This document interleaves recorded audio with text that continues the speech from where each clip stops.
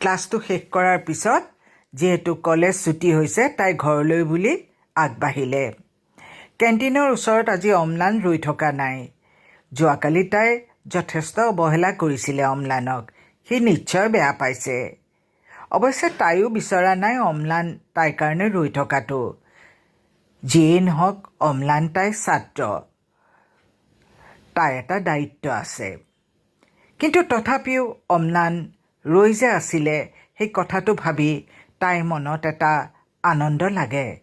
কাৰণ প্ৰেমৰ উৎস যিয়েই নহওক কিয় মানুহৰ মনত সি সদায় আনন্দহে দিয়ে আৰু মানুহে প্ৰেমৰ কথা কেতিয়াও পাহৰিব নোৱাৰে।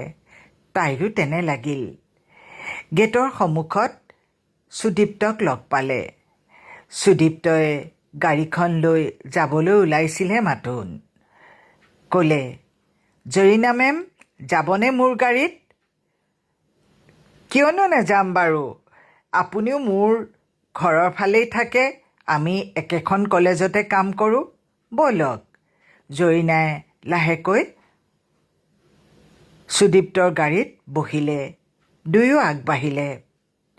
সুদীপ্তই ক'লে, এদিনাখন জৰিনা মেম মই আপোনাক আমাৰ ঘৰলৈ লৈ যাম। জৰিনাই ক'লে, কোন কোন আছে আপোনাৰ ঘৰত?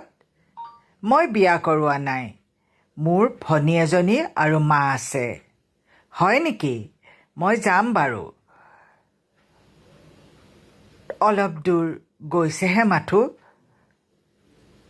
সুদীপ্তই তাইৰ হাতখন নিজৰ হাতৰ মুঠিত আঁকোৱালি ল'লে আৰু পিটিকিবলৈ ধৰিলে। তাই আচৰিত হ'ল এনে আচৰণ দেখি।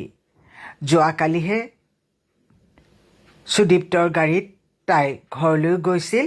এদিনাখনেই ইমান গভীৰ সম্পৰ্কলৈ কোনোবা মানুহ অহাটো তাই বিচৰা নাছিল। ঘৰ পালত তাই সুদীপ্তক ধন্যবাদ এটা দিলে। মনেৰে কিন্তু তাই ভাল পোৱা নাছিলে সুদীপ্তক। পিছদিনা প্ৰমীলা মুদৈ নামৰ অসমীয়া বিভাগৰ অধ্যাপিকাগৰাকীয়ে তাইক ক'লে, তোমাৰ বন্ধুত্ব হৈছে সুদীপ্তৰ লগত, নহয় জানো? মই কালি তোমাক দেখিছিলোঁ। কিন্তু তুমি অলপ সাৱধানে থাকিবা, মানুহজনৰ চৰিত্ৰ সিমান ভাল নহয়। তাই আচৰিত হ'ল, কি কথানো? কি কথা আৰু? মানুহজনে বিয়া কৰাইছে, মানুহক নাই কৰা বুলি কয়। ডাউৰি লৈ বিয়া কৰাইছে। ছোৱালীজনী দেখাত ক'লা আৰু বেয়া, সেইকাৰণে পৰিচয় দিবলৈ লাজ পায়। এটা সৰু এমহীয়া ল'ৰাও আছে। কথাটো শুনি জৰিনাৰ ভাল নালাগিলে। তথাপি তাই ক'লে, প্ৰমীলা বাইদেউ আপোনাৰ কথাটো মোৰ মনত থাকিব। মই সাৱধানে থাকিম তেখেতৰ লগত। অৱশ্যে তেখেতে মোক কৈছে তেখেতৰ বিয়া হোৱা নাই বুলি। প্ৰমীলাই হাঁহিলে। অলপ দেৰিৰ পিছত দুয়োগৰাকীয়ে ঢেকঢেকাই হাঁহিলে। জৰিনাই ভাবিবলৈ ধৰিলে, কিয় বাৰু মতা মানুহবোৰ এনেধৰণৰ হয়?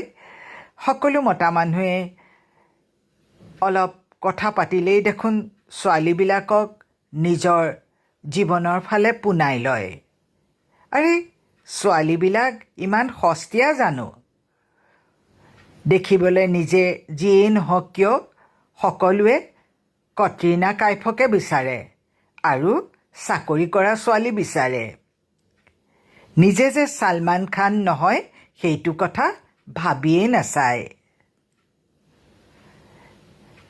গল্পটো কেনেকুৱা লাগিলে বাৰু?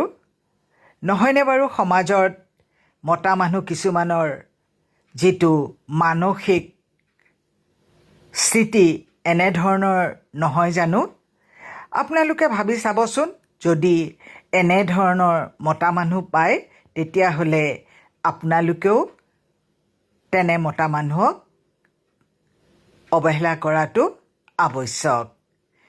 সুখী থাকক, ভালে থাকক, ভৱিষ্যত সকলোৰে যেন ভাল হয়।